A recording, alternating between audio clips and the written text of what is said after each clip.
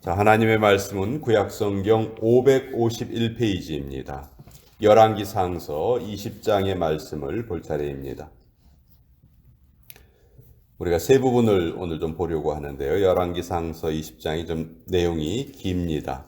그래서 1절부터 6절까지 먼저 읽고 그리고 34절과 43절 이렇게 읽도록 하겠습니다. 먼저 열왕기상서 20장 1절에서 6절까지의 말씀을 우리 같이 읽도록 하겠습니다. 시작.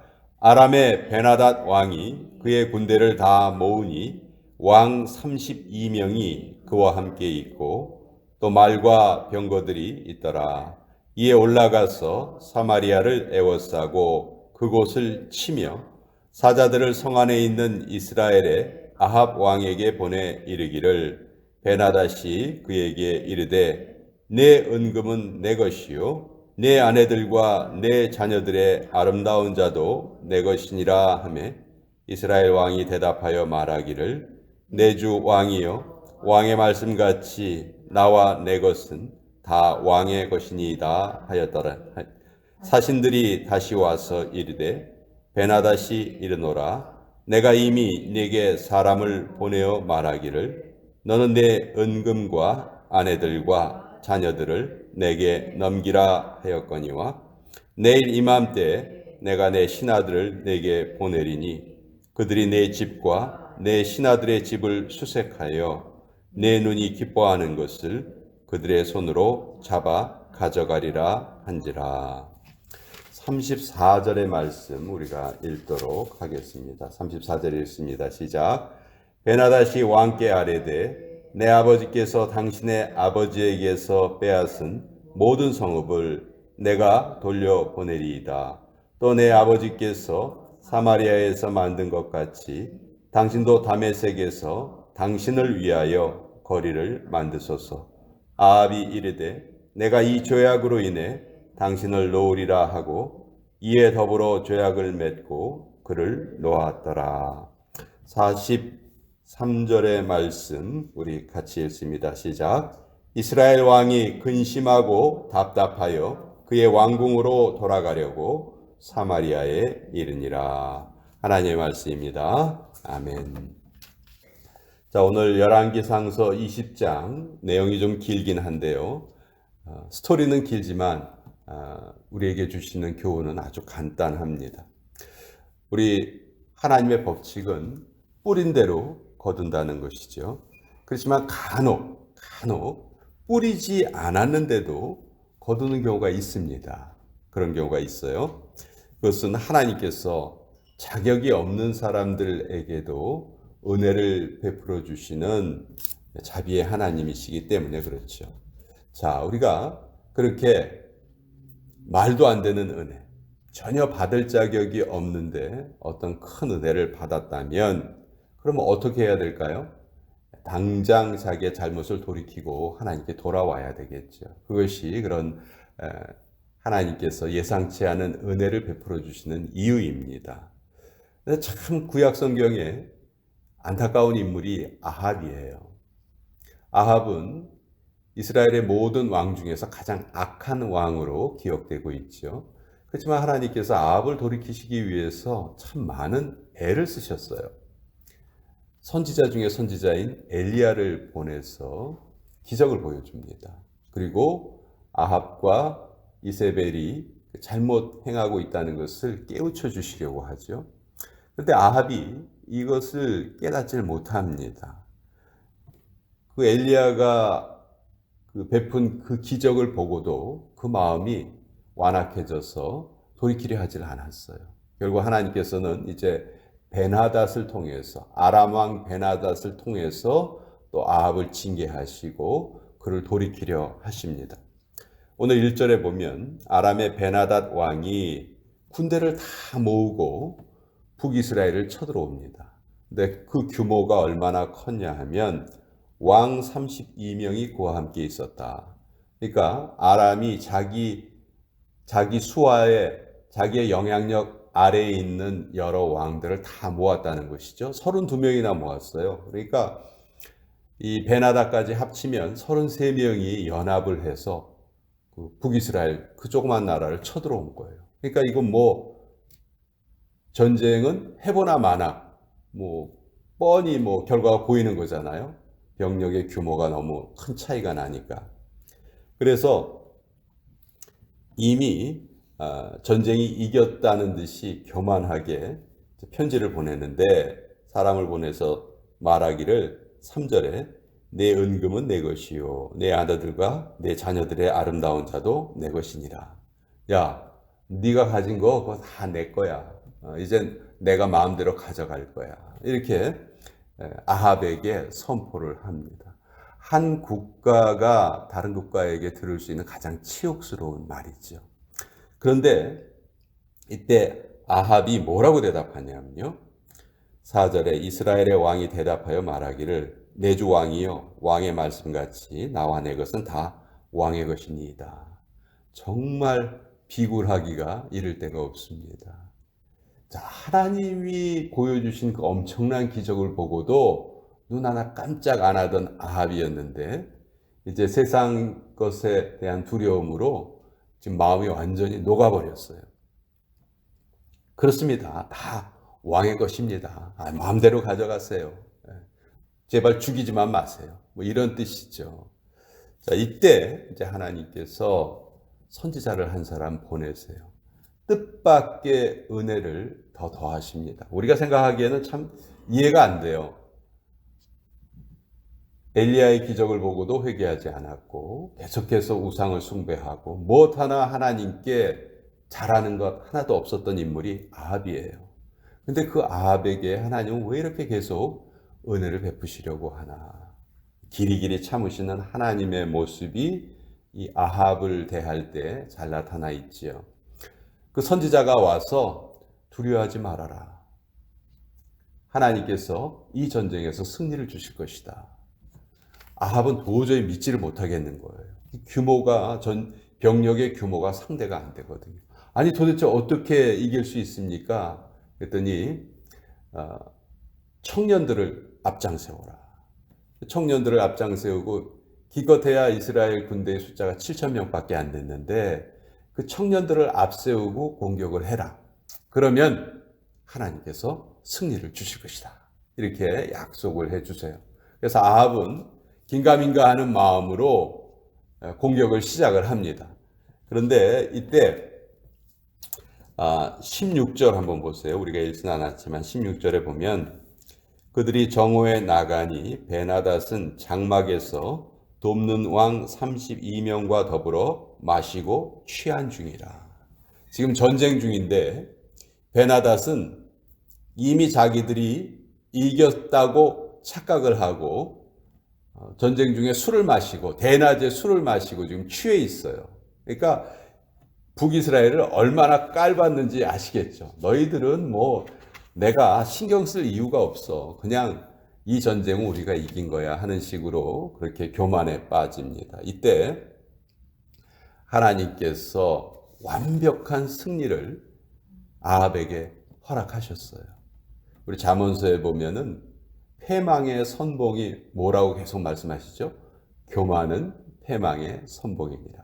어떤 순간에도 어떤 경우에도 우리가 교만하면 무너지게 돼 있어요. 그것이 하나님의 법칙이죠. 이 베나닷이 비록 병력은 강했지만 이런 교만한 모습을 보이면서 크게 패하고 도망을 갑니다. 걸음아 나 살려라 하고 도망을 가요. 그런데 선지자가 또 아합에게 나타납니다.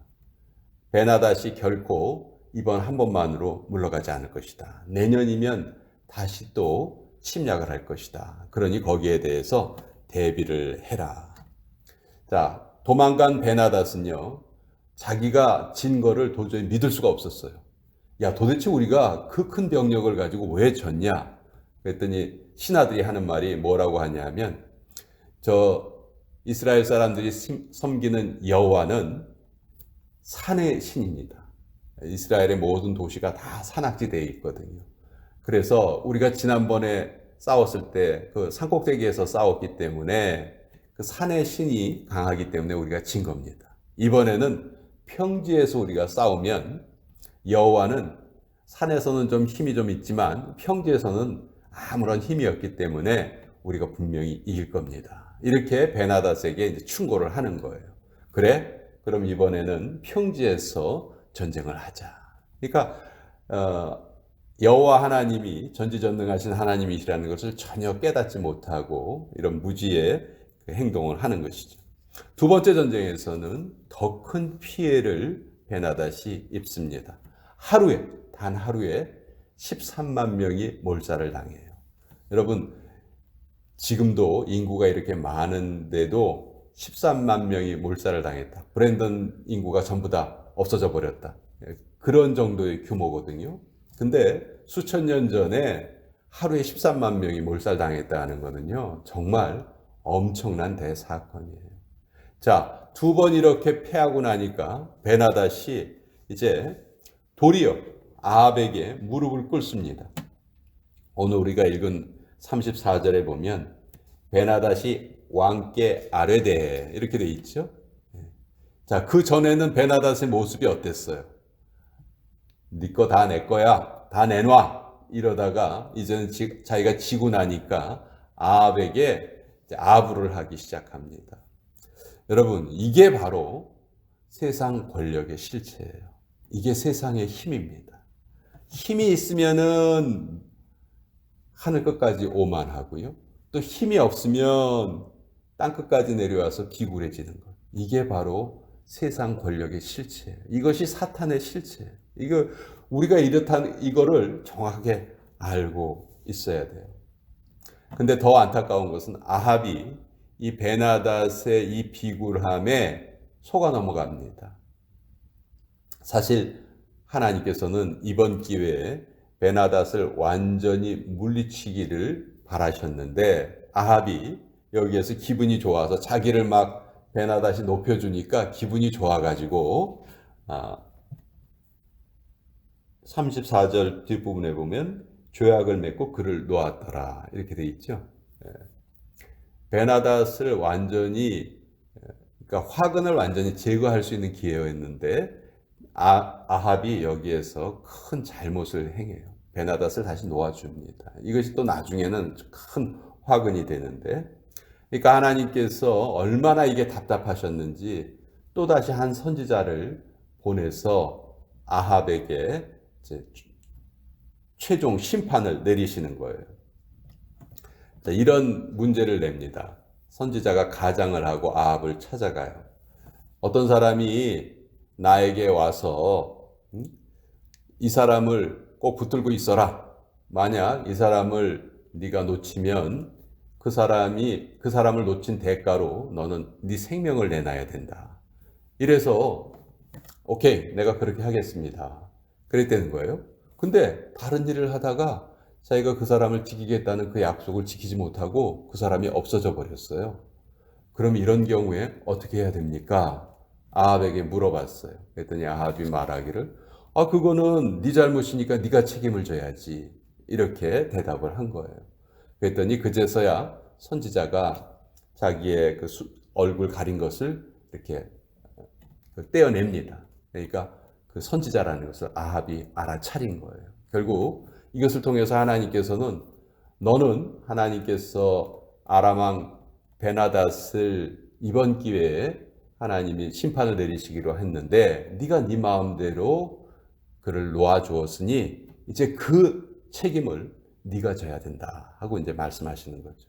근데 더 안타까운 거는 43절에 보면 이스라엘 왕이 근심하고 답답하여 그의 왕궁으로 돌아가려고 사마리아에 이르렀다.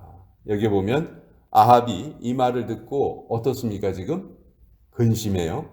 답답해해요.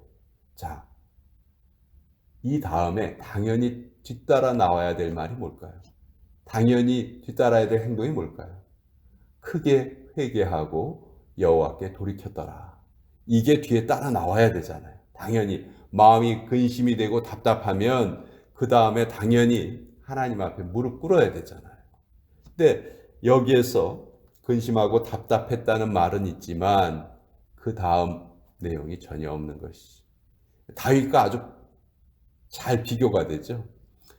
다윗이 잘못을 했을 때 하나님께서 나단 선지자를 통해서 비슷한 어떤 스토리를 가지고 다윗을 깨우쳐 주시죠. 그때 다윗이 그 깨닫고 어떻게 했어요?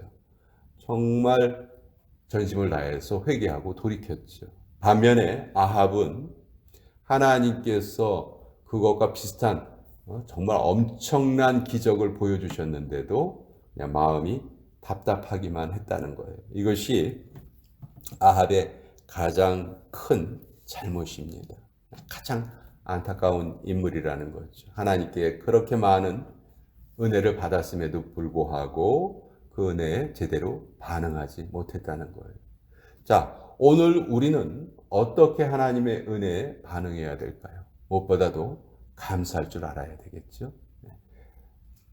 나에게 기쁜 일, 좋은 일, 그것만이 아니고 내 삶에 다가오는 뜻하지 않은, 전혀 생각하지 않았던 그런 가시 같은 아픈 일조차도 하나님께서는 능히 선으로 바꾸실 수 있다는 것을 믿고 그것에 대해서 감사할 줄 알아야 된다는 거예요. 이것이 우리의 마땅한 삶의 태도라는 것입니다. 그것을 제대로 하지 못했던 아합 이야기를 통해서 우리는 이것과 완전히 다른 삶을 살아야 되겠다 하는 것을 배우게 되고, 또 그것을 우리의 삶에 실천할 수 있는 가장 좋은 날이 바로 오늘입니다.